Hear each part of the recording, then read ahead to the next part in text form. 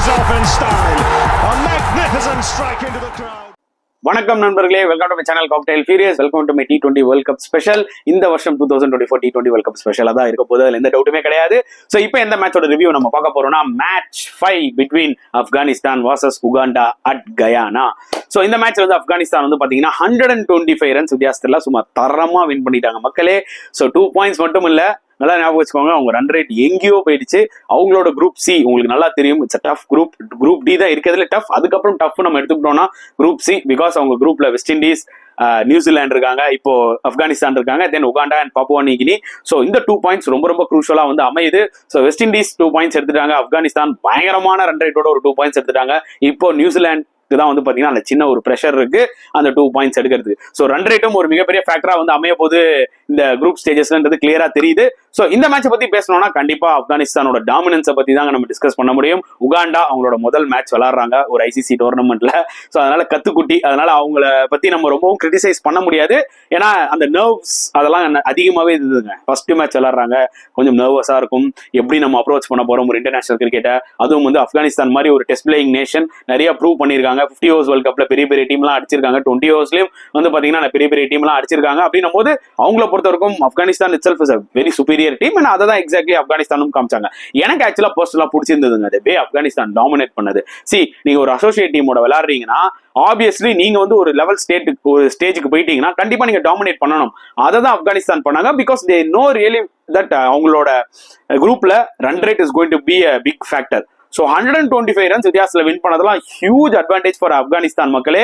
ஒன்னும் இல்லை, west Indies R New Zealand அந்த 2 மேட்ச்ல ஏதாவது ஒரு மேட்ச் ஆப்கானிஸ்தான் வின் பண்ணாங்கனாலே போதும், they have high chances of entering into the super 8.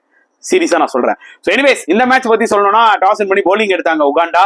So இதுதான் எனக்கு வந்து பாத்தீங்கன்னா இந்த அசோசியேட் டீம்ஸ் கிட்ட வந்து பிடிக்காத ஒரு விஷயம். ஏன்னா for safer side toss win பண்ணி போலிங் எடுத்துருவாங்க. அது ஏனே தெரியாது. பிகாஸ் இந்த மாதிரி வெஸ்ட் இண்டீஸ் விக்கெட்ஸ்லயா இருக்கட்டும், இல்ல இந்த மாதிரி யூஎஸ்ஏ விக்கெட்ஸ்லயா இருக்கட்டும், it's better to win the toss and bat first. ஏன்னா போக போக பிச்சு ஸ்லோவா தான் இருக்க போது உங்களுக்கு அந்த அளவுக்கு ஈஸியா இருக்க போறது இல்ல பேட்டிங். ஸோ பேட்டிங் ஃபர்ஸ்ட் ஆடி ஓரளவுக்கு ஏதாவது ஒரு ஸ்கோரை கொடுத்து ஓரளவுக்கு அதை டிஃபெண்ட் பண்ணலாமா வேணாமான்றதை ட்ரை பண்ணணும். அசோசியேட் டீம்ஸ் என்ன பண்றாங்கன்னா, அவங்க பேட்டிங் மேல பெருசா உங்களுக்கு நம்பிக்கை கிடையாது, அதனால போலிங் எடுத்துருவாங்க. அண்ட் ஆப்போனன்ட் நல்லா ஒரு ஸ்ட்ராங் டீம் என்ன ஆகும் பாத்தீங்கன்னா பெரிய ஸ்கோர் அடிச்சிருவாங்க. அதை சேஸ் பண்றதுக்கு ஆப்வியஸ்லி அவங்க ஸ்ட்ரகிள் ஆக போறாங்க.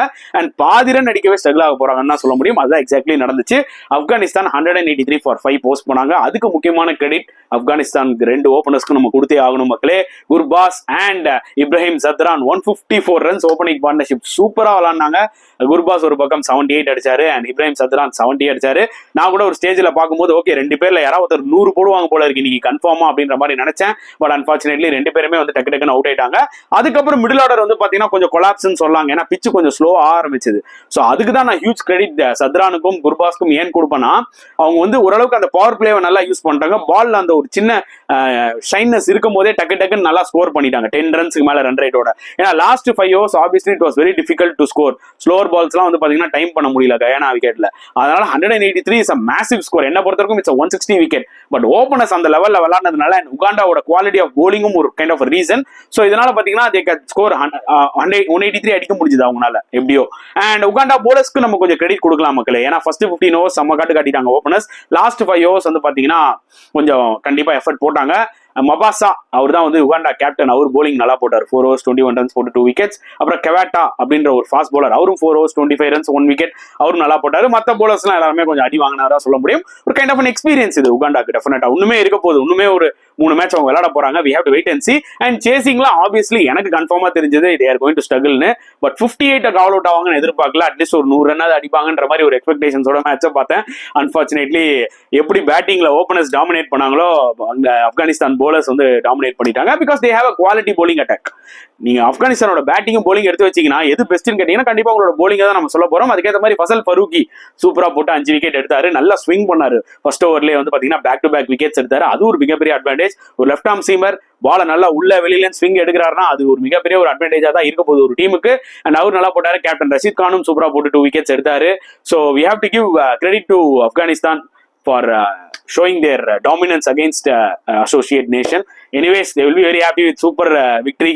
2 points மட்டும் இல்லாம சம ரன் ரேட். உகாண்டாக்கு இது ஒரு லேர்னிங் கர்வ் தான். இந்த ஒரு டோர்னமெண்ட் உகாண்டாக்கு ஒரு லேர்னிங் கர்வ் தான். பார்க்கலாம் எப்படி ஃபேர் பண்ண போறாங்க ரிமைனிங் மேட்சஸ்லாம் சொல்லிட்டு. ஸோ இந்த மேட்சை பத்தி நீங்க என்ன ஃபீல் பண்றீங்கன்றத மறக்காம கமெண்ட் செக்ஷன்ல போட்டுருங்க. இந்த வீடியோ பிடிச்சிருந்தா லைக் பண்ணுங்க, ஷேர் பண்ணுங்க. முடிஞ்சா சப்ஸ்கிரைப் பண்ணுங்க. ஸோ நெக்ஸ்ட் வீடியோல பார்க்கலாம் ஃப்ரெண்ட்ஸ். அண்டில் தென் பாய்.